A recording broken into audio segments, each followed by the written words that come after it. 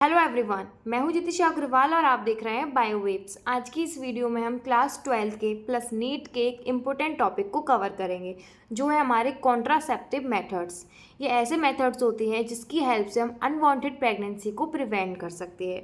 अभी कई टाइप्स के होते हैं, जैसे नेचुरल, बैरियर, सर्जिकल, आईयूसीडीज। तो बहुत सारे ऐसे मेथड्स होते हैं जिससे हम प्रेगनेंसी को प्रिवेंट कर सकते हैं।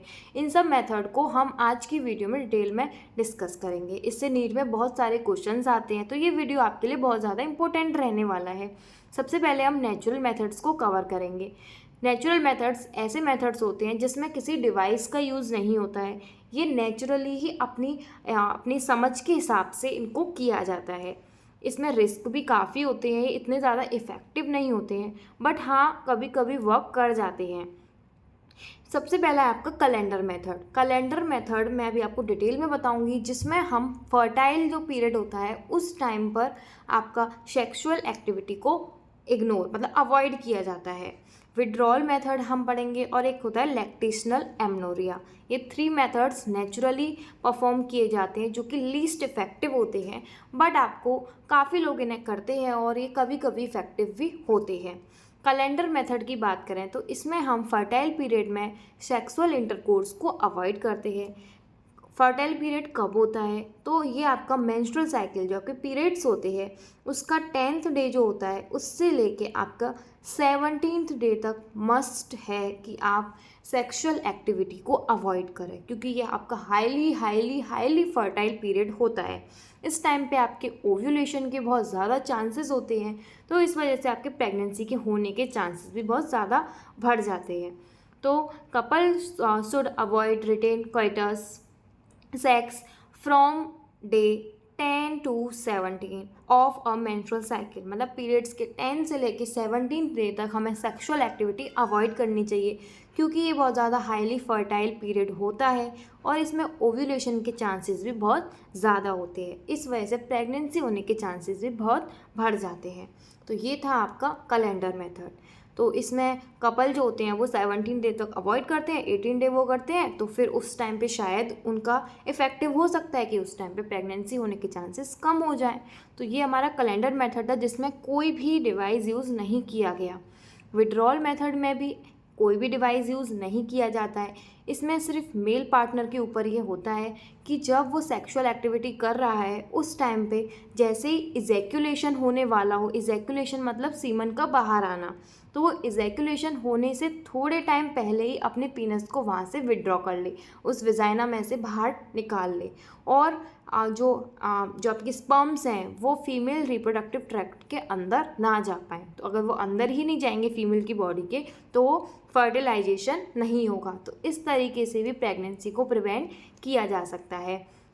लैक्टेशनल एमनोरिया में हम देखते हैं जब मदर की डिलीवरी, जब मतलब बेबी की डिलीवरी होती है, मदर डिलीवरी के बाद जब मिल्क सीक्रेट कर रही होती है उसकी मेमरी ग्लैंड्स, तो उस टाइम पे आपका बोलते हैं कि जितने टाइम वहाँ पे वो ब्रेस्ट फीडिंग कराती है अपने बेबी को, उतने टाइम तक ओव्यूलेशन नहीं होता है। तो इस वजह से उसकी जो ब्रेस्ट फीडिंग होती है वो सप्रेस कर देती है ओव्यूलेशन को, तो प्रेगनेंसी होने के चांसेस कम होते हैं।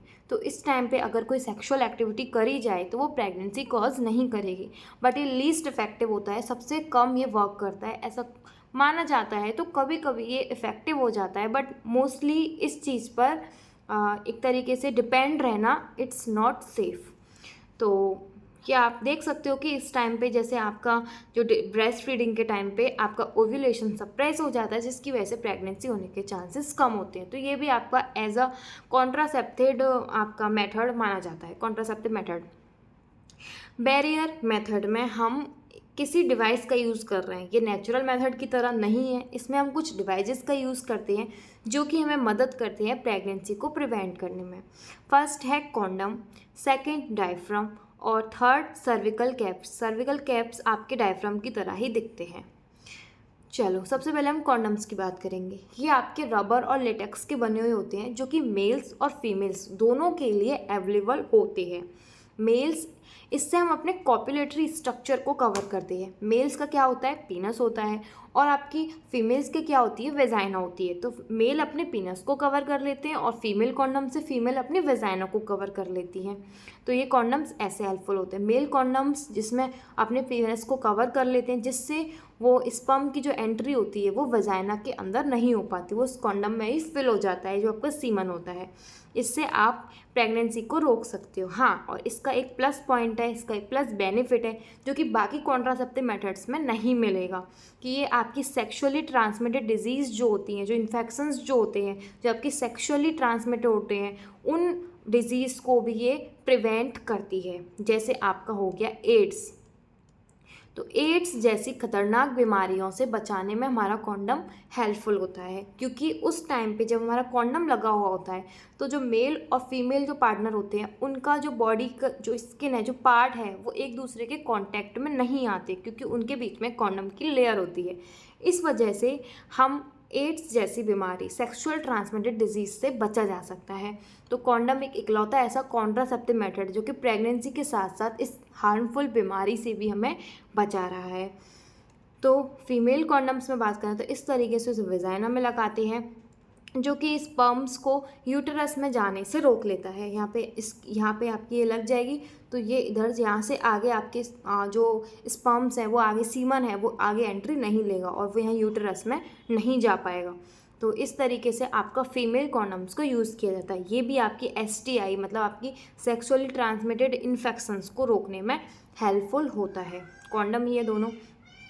डायफ्राम आपके ऐसे शॉलो और डोम शेप्ड होते हैं, ये आप डायग्राम में देख पा रहे होगे, ऐसे कप लाइक स्ट्रक्चर हैं, डोम शेप्ड हैं, जो कि आपके सिलिकॉन और लेटेक्स के बने हुए होते हैं, जिसको सिर्फ फीमेल्स ही यूज़ करती हैं, ये मेल्स के लिए नहीं होते हैं। फीमेल्स अपनी वेजाइना में इसको लगा लेती हैं, फिर अपने सर्विक्स में इसको लगा लेती हैं, जिससे वो स्पर्म्स की एंट्री को रोक देते हैं। जिस तरीके ऐसे वो सर्विक्स में उसको लगा लेंगे तो यहाँ पे आपके स्पर्म्स की एंट्री को ये रोक लेगा और यूटेरस में उसको नहीं जाने देगा। इससे आपका फर्टिलाइजेशन नहीं होगा, तो आपकी प्रेगनेंसी को इससे प्रिवेंट किया जा सकता है। सर्विकल कैप भी आपके फीमेल्स के लिए ही होते हैं और बिल्कुल डायफ्राम की तरह ही होते हैं, बट उससे थोड़े मतलब उसके सिमिलर होते हैं। तो आप उसी की तरह देख रहे होगे, ऐसी कप लाइक स्ट्रक्चर है, डोम शेप्ड है, बस उससे थोड़ा सा अलग है।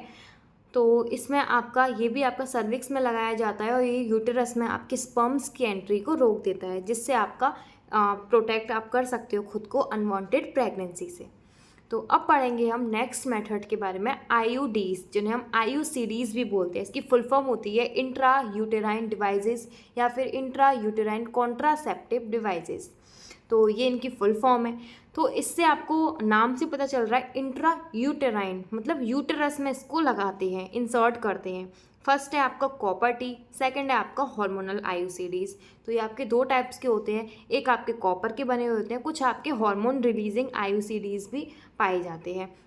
सबसे पहले हम कॉपर टीज की बात करें तो ये आपके टी शेप्ड होते हैं। कॉपर टी मतलब कॉपर की एक टी होती है, ये आप डायग्राम में देख रहे हो, टी शेप्ड आपका होता है, जिसको हम यूटेरस में इंसर्ट कर देते हैं, जो कि आपका कॉपर का बना हुआ होता है। और ये स्पर्म्स के लिए इतना टॉक्सिक होता है कि जैसे ही ये स्पर्म्स अंदर जाते हैं तो ये कॉपर टी से वहीं की वहीं टकरा जाते हैं और ये वहीं की वहीं वो किल हो जाती है, वो आगे उनकी एंट्री फैलोपियन ट्यूब में नहीं हो पाती है। तो ये इस तरीके से हमारी बॉडी को प्रिवेंट करते हैं फर्टिलाइजेशन से। और ये क्या करते हैं, जो यूटेराइन की जो लाइनिंग है उसको इस तरीके से चेंज कर देते हैं, यूटेरस की लाइनिंग को, वॉल को, कि वो इम्प्लांटेशन ना करवा पाए। मतलब इम्प्लांटेशन आपका यूटेरस की वॉल्स में तो होता है, तो यूटेरस की वॉल्स को इस तरीके से चेंज कर देती है कॉपर टी, कुछ ऐसा रिलीज़ करके हार्मोन्स को, कि वहाँ पे इम्प्लांटेशन ना हो पाए। ये आपकी इफेक्टिव होती है 5 से 10 साल, मेनली वैसे आपकी 5 ईयर्स तक ही होती है। अगर किसी को अपने बेबीज़ में कुछ गैप चाहिए कुछ ईयर्स का तो इसको हम यूज़ कर सकते हैं, बट इसको डॉक्टर्स की सलाह से ही लगवाएं। इसको खुद से इंसर्ट करना रिस्की है, खुद से इंसर्ट नहीं कर सकते, क्योंकि जैसे कॉन्डम्स को हम खुद ही यूज़ कर सकते हैं, ऐसे हम कॉपर टी को खुद से यूज़ नहीं कर सकते। कॉपर टी हो या फिर हार्मोनल ये IUCDs हो, IUCDs को नहीं कर सकते। हार्मोनल IUCDs ये ऐसे आईयूसीडीज़ होते हैं जो कि कुछ हार्मोन्स को रिलीज़ करते हैं, जैसे आपके हो गए प्रोजेस्टेरॉन, ईस्ट्रोजन, ऐसे हार्मोन्स को रिलीज़ करते हैं जो कि बॉडी में फेक प्रेगनेंसी को दर्शाते हैं। फेक प्रेगनेंसी को ऐसे करके वो प्रिटेंड करते हैं बॉडी को कि हाँ प्रेगनेंसी हो चुकी है और अब फर्टिलाइजेशन, अब ओव्यूलेशन की ज़रूरत नहीं है, ना इम्प्लांटेशन की ज़रूरत है। तो बॉडी में पहले से ही प्रेगनेंसी को मतलब कंसिडर करवा दिया गया है, हार्मोन्स का रिलीज़ करवा के, सीक्रेशन करवा के। तो इस तरीके से आपके जो सर्विकल, कुछ आपका सर्विकल म्यूकस होता है जो कि थिक हो जाता है, जिससे आपकी डिफ़िकल्टी होती है स्पर्म्स को एंट्री करने में, उसमें यूटेरस से अंदर जाने में। तो ये भी आपका इनका काम होता है। तो अलग अलग तरीके से ये हेल्प करती हैं, अलग अलग चेंजेस ला के बॉडी में। कुछ फेक प्रेगनेंसी को वहाँ पे कंसीडर करवा देती हैं, कुछ जो सर्विकल म्यूकस है उसको ऐसा थिक बना देती है कि जो स्पर्म्स है वो आगे यूटेरस की तरफ नहीं जा पाते। अगर यूटेरस के पास पहुंच भी जाएंगे तो वो यूटेरस की लाइनिंग में ऐसे चेंजेस ला देती है कि इम्प्लांटेशन ही नहीं होगा। तो इस तरीके से आपका ये काफ़ी इफ़ेक्टिव होती है आपकी प्रेगनेंसी को रोकने में। हार्मोनल आईयूसीडीज़ ये आपकी 3 से 5 साल तक ही प्रोटेक्ट कर सकती है, उसके बाद इसका असर ख़त्म हो जाएगा और इसको फिर आप डॉक्टर की हेल्प से इसको निकलवा सकते हो अपनी बॉडी से। तो इस तरीके से इसका यूज़ किया जाता है। अब आपकी एक और होती है नॉन मेडिकेटेड, इसमें किसी भी टाइप का आपका कोई भी कॉपर या फिर आपका हार्मोन नहीं होता है। ये नॉन मेडिकेटेड होती है जो कि स्पर्म्स को जस्ट किल करती है और वहाँ से प्रिवेंट करती है अंदर फैलोपियन ट्यूब के जाने से। तो इसमें आपके एग्जांपल है लिपेज लूप। लिपेज लूप आपकी नॉन मेडिकेटेड आईयूसीडीज़ होती है। कॉपर रिलीजिंग आईयूसीडीज़ में आपकी आ जाती है मल्टीलोड 375 एंड हार्मोनल आईयूसीडीज़ में आपकी LNG-20 नाम की एक आईयूसीडी आती है। तो ये आपके इसके एग्जांपल्स हो गए जो कि नीट के लिए बहुत ज़्यादा इंपॉर्टेंट है, MCQ में इसको पूछते हैं। चलो, ओरल कॉन्ट्रासेप्टिव्स। अब ओरल कॉन्ट्रासेप्टिव्स क्या होते हैं? ऐसी पिल्स जिनको मतलब आपकी फीमेल्स लेती हैं और जिससे आपका बर्थ को मतलब प्रेगनेंसी को प्रिवेंट किया जा सके। ये आपकी हार्मोन्स की बनी हुई होती है, जैसे कि मैंने बताया। अब सब चीज़ में सेम चीज़ चलेगी। कुछ हार्मोन जैसे आपकी oestrogen and progesterone hormone release होंगे और वो प्रेगनेंसी को रोकेंगे। तो अब सारी चीज़ें इसी तरीके से चलेंगी। ये भी आपके कुछ हार्मोनल कॉन्ट्रासेप्शंस होते हैं जो कि प्रेगनेंसी को प्रिवेंट करते हैं। यहाँ पे कौन से हार्मोन्स आएंगे? वही प्रोजेस्टेरॉन और ईस्ट्रोजन, इन दो हार्मोन्स की यहाँ पे बात होगी। एक आपकी होती है कॉम्बिनेशन पिल और एक आपकी होती है प्रोजेस्टेरॉन ओनली पिल्स, जिसमें सिर्फ प्रोजेस्टेरॉन हार्मोन प्रेजेंट होगा। इसमें ईस्ट्रोजन प्लस प्रोजेस्टेरॉन दोनों हार्मोन्स प्रेजेंट होंगे।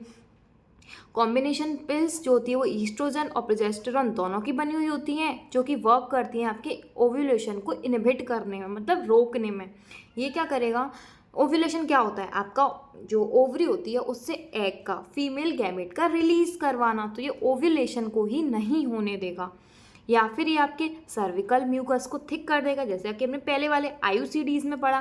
तो जिससे आपका जो स्पर्म होगा उसको कठिनाई होगी यूटेरस के अंदर एंटर करने में। प्रोजेस्टेरॉन ओनली पिल्स में आपकी सिर्फ प्रोजेस्टेरॉन हार्मोन से ये बनती हैं। यहाँ पे आपका ये भी वही काम कर रहा है, सर्विकल म्यूकस को थिक कर देता है, जिससे आपके स्पर्म्स की एंट्री को बहुत ज़्यादा हार्डनेस उनको होगी यूटेरस में जाने के लिए। ये आपका सप्रेस कर देता है ओव्यूलेशन को। अब ओवरी से आपका एग रिलीज नहीं हो पाएगा तो आपका ओव्यूलेशन नहीं हो पाएगा। और ये आपकी this is less consistent compare, और ये आपके कॉम्बिनेशन पिल से थोड़ी कम आपकी इफेक्टिव होती है। इम्प्लांट्स आपके कुछ ऐसे कॉन्ट्रासेप्टिव मेथड होते हैं जो कि आपके स्किन के नीचे लगाए जाते हैं। स्किन के नीचे कैसे लगाए जाते हैं? ये बहुत स्मॉल होते हैं, फ्लेक्सिबल रॉड होती हैं या फिर कैप्सूल्स होती हैं जो कि आपकी स्किन के ऊपर लगाई जाती है। अंडर आर्म्स मतलब ये आर्म्स है आपकी, इसके अंडर आर्म्स आपकी, ये आप यहाँ पे देख सकते हो। ये आपकी पिन एक रॉड है, कैप्सूल लाइक स्ट्रक्चर है जो कि आपकी स्किन के नीचे जिसको लगाया गया है। अब ये कुछ ऐसे हार्मोन्स को रिलीज़ करेगी जो कि सेम प्रोसेस चलेगा, सर्विकल म्यूकस को थिक कर देगी। अगर वहाँ से भी स्पर्म्स आ गए तो वो आपके यूटेराइन की लाइनिंग को चेंज कर देगी, जिससे आपको इम्प्लांटेशन नहीं होगा। वहाँ से भी अगर वो निकल गए तो बॉडी में ऐसी फेक प्रेगनेंसी को कंसीडर करवा देगी, जिससे बॉडी को लगेगा कि यहाँ पे प्रेगनेंसी हो चुकी है, तो अब वो ओव्यूलेशन नहीं करवाएगी। तो इस तरीके से आपका सेम सब में प्रोसेस होगा, बट तरीके अलग अलग है। Suppress ovulation, thickening of mucus to prevent the entry of sperm altering the uterine lining to prevent implantation. वही सेम चीज़ें हैं जो आप पहले पढ़ चुके हो, ठीक है। ओवुलेशन को रोकना, म्यूकस को थिक कर देना और आपकी यूटेराइन लाइनिंग को ऐसा चेंज कर देना जिसमें आपका इम्प्लांटेशन ना हो सके। इंजेक्टेबल्स ये भी वही चीज़ है, इसमें भी आपके हॉर्मोन्स प्रेजेंट होते हैं, प्रोजेस्टेरॉन और ईस्ट्रोजन नाम के, जो कि आपकी ओवुलेशन को रोकते हैं, म्यूकस को थिक कर देते हैं और आपकी यूटेराइन लाइनिंग को ऑल्टरिंग कर देते हैं, जिसकी वजह से आपका इम्प्लांटेशन प्रिवेंट होता है। सेम चीज़ें आप देख रहे हो, हर कॉन्ट्रासेप्टिव का एक ही मोटिव है, प्रेगनेंसी को रोकना। तो वो एक ही तरीके से उस चीज़ को रोक रहे हैं, बस उसको हमारा लेने का तरीका अलग है। किसी को हम इंजेक्शंस की फॉर्म में ले रहे हैं, किसी को हम बॉडी के नीचे स्किन के नीचे आपका इंसर्ट करके ले रहे हैं, या फिर किसी को हम यूटेरस की वॉल मतलब यूटेरस में आपका इंसर्ट कर रहे हैं कॉपर टी को। तो इस तरीके से आपका सेम मेथड है, बस अलग अलग तरीक़ों से हम ले रहे हैं। सर्जिकल मेथड आपका बिल्कुल अलग मेथड है, जो कि आपका रिवर्सिबल नहीं होता है। इसको अगर एक बार करा लिया तो ये आपका बहुत ज़्यादा पुअर रिवर्सिबल होता है, इसकी रिवर्सिबिलिटी बहुत ज़्यादा पुअर होती है। अगर एक बार आपने सर्जरी करवा ली तो उसके बाद फिर आप शायद प्रेगनेंसी कंसीव नहीं कर पाओगे। तो मेल्स में आपकी अलग होती है और फीमेल्स में आपकी अलग होती है। मेल्स में वैसेक्टोमी होती है और फीमेल्स में ट्यूबेक्टोमी होती है। क्योंकि आपने देखा होगा, आपने रिप्रोडक्टिव ऑर्गन्स सारे पढ़े होंगे, तो फीमेल्स में आपने फैलोपियन ट्यूब के बारे में पढ़ा था। तो फैलोपियन ट्यूब में ट्यूब बड़ा आ रहा है, तो फैलोपियन ट्यूब की यहाँ पे उससे रिलेटेड ये सर्जरी होगी, तो यहाँ पे ट्यूबेक्टोमी बोला गया है। आपने मेल रिप्रोडक्टिव सिस्टम में पढ़ा होगा, तो वहाँ पे आपने पढ़ा होगा वास डिफेंस, तो यहाँ पे वास डिफेंस की सर्जरी होगी, तो यहाँ पे वासेक्टोमी बोला गया है। तो इस तरीके से इनके नेम रखे गए हैं। सबसे पहले हम पढ़ेंगे ट्यूबेक्टोमी। इसमें क्या होता है, फैलोपियन ट्यूब, तो फैलोपियन ट्यूब को बीच में से कट किया जाता है, फिर इसका एक छोटा सा ये पार्ट निकाल कर यहाँ से इसको टाइड अप कर देंगे और इसको टाइड अप कर देंगे। बीच में अब यहाँ पे जो यहाँ से जो एग आएगा, जो फीमेल गैमेट आएगा, वो आगे यहाँ पे अटक जाएगा और यहाँ पे आगे वो नहीं बढ़ पाएगा। अगर स्पर्म भी आएंगे तो वो यहाँ पे अटक जाएंगे और यहीं मर जाएंगे, वो आगे नहीं हो पाएंगे। तो यहाँ पे फर्टिलाइजेशन ही नहीं होगा तो आपकी प्रेगनेंसी कैसे होगी। तो इस तरीके से आपकी ट्यूबेक्टोमी को परफॉर्म किया जाता है और आपकी प्रेगनेंसी को रोका जाता है। ये एकदम डिफरेंट मेथड है और आपका रिवर्सिबिलिटी भी इसकी बहुत ज़्यादा पुअर होती है। इसमें आपके कोई भी हार्मोन्स रिलीज़ नहीं हो रहा है, कुछ भी नहीं हो रहा है, किसी भी हार्मोन्स का इनबैलेंस बॉडी में नहीं करवाया जा रहा है। जस्ट आपका जो आपका मेल गैमेट और फीमेल गैमेट है उनके फर्टिलाइजेशन को इसमें रोका जा रहा है बॉडी में सर्जरी के थ्रू। तो during a tubectomy the fallopian tube which transport the egg from the ovaries to uterus are cut, tied and sealed. पहले कट करेंगे, फिर उसको टाइड अप करेंगे और उसको वहीं की वहीं सील्ड कर देंगे। This prevent the egg from travelling to uterus. ये प्रिवेंट करेगा यूटेरस में एग को जाने से, बीइंग फर्टिलाइज्ड बाय स्पर्म, ताकि वो फर्टिलाइज ना हो पाए स्पर्म के थ्रू।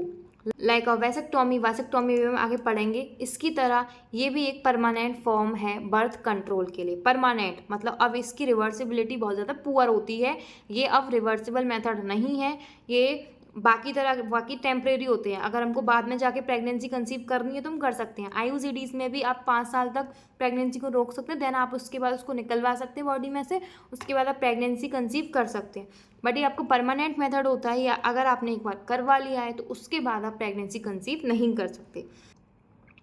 वासेक्टोमी की बात करें तो ये आपकी मेल्स में परफॉर्म की जाती है। इस प्रोसीजर में आपका वासेक्टोमी मतलब आपकी वास डिफेंस को यहाँ पे कट करेंगे, उसको टाइड अप कर देते हैं।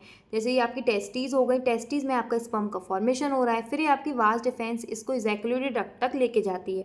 बट यहाँ हम वास डिफेंस को बीच में से कट कर देते हैं तो ये आगे स्पर्म्स को नहीं ले जा पाएगी। तो ये है आपका वासेक्टोमी, जो कि सर्जिकल मेथड है, जो कि स्पर्म्स की जो एंट्री है उसको रोकती है, मतलब स्पर्म को आगे नहीं ले जाने देते। तो ये आपकी मेल्स में परफॉर्म की जाती है, जो कि रिवर्सिबल नहीं होती है, और एक बार इसको करा लिया तो अब उसकी बॉडी में से स्पर्म्स नहीं बाहर आएंगे। अब वीडियो के एंड में मैं आपसे एक क्वेश्चन करना चाहती हूँ कि आप मुझे ज़रूर बताइएगा कि जो मेल होता है आफ्टर द वासेक्टोमी अपना सीमन बॉडी से बाहर निकलवा पाता है या नहीं, इजैकुलेशन वो करता है या नहीं, या फिर अगर करता भी है तो उसमें स्पर्म प्रेजेंट होते हैं या फिर नहीं। तो कमेंट बॉक्स में आप ज़रूर बताइएगा, मैं आपके कमेंट का वेट करूँगी। और ऐसी वीडियोज़ के लिए देखते रहिए बायोवेव्स। Thank you.